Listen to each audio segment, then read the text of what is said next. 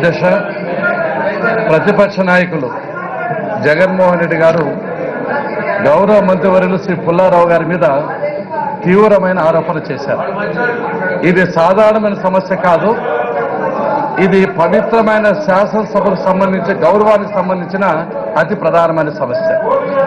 వాళ్ళ అవాస్తవాలన్నీ ఆ పత్రికల్లో ఛానల్లో వచ్చువన్నీ ఇక్కడ వెల్లడించి ఇక్కడ మాట్లాడడం వల్ల ఈ ఉన్నతమైన శాసనసభకు చాలా గౌరవానికి భంగం కలుగుతాను.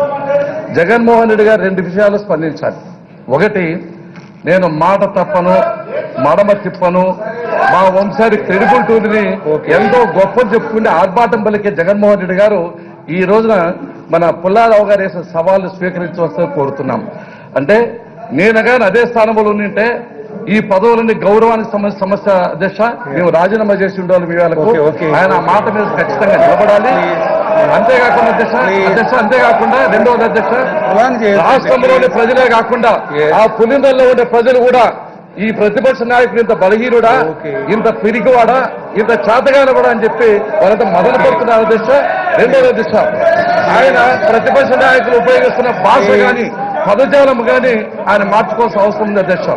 ఈ రోజు మదపటేరులు పోతుంటే కుక్కలు ఎంటపడ్డాయన్నట్టు అవును అధ్యక్ష, మేము ఈ ప్రజాస్వామ్యాన్ని కుక్కలమే కాపాడుతాం. ఆయన మాత్రం బతికి మొదటేరు అని ప్రవర్తించే అవసరం మాకు లేదు. అదే సమయంలో ఆయన భాష మార్చుకోవాలి దిశ.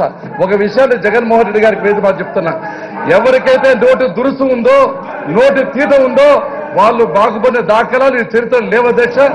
ఆయన మాట్లాడే పదజాలం ఎంత అర్థంగా ఉందంటే 12 సంవత్సరాల పాటు ముఖ్యమంత్రిగా పనిచేసి 10 సంవత్సరాలు ప్రతిపక్ష నాయకులు పనిచేసి దేశ విదేశాలు కూడా పేరు ప్రఖ్యాతం కలిసి గౌరవ ముఖ్యమంత్రి కలిసి ఆయన మాట్లాడుతున్న మాటలు ఏ విధంగా అధ్యక్ష.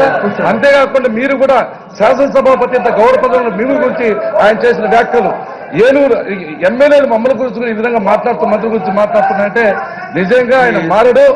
తప్పకోకుండా ఆయన తగిన శాస్త్రీయ ప్రజలు చేస్తారు అధ్యక్ష. అంతేకాదు అధ్యక్ష, ఆయన మరణమో శరణమో తెలుసుకోవాల్సిన అవసరం ఉంది. తొందరగా క్షమాపణ చెప్పకపోతే మాత్రము ఈ ప్రజలు క్షమించే ప్రసక్తి లేదు.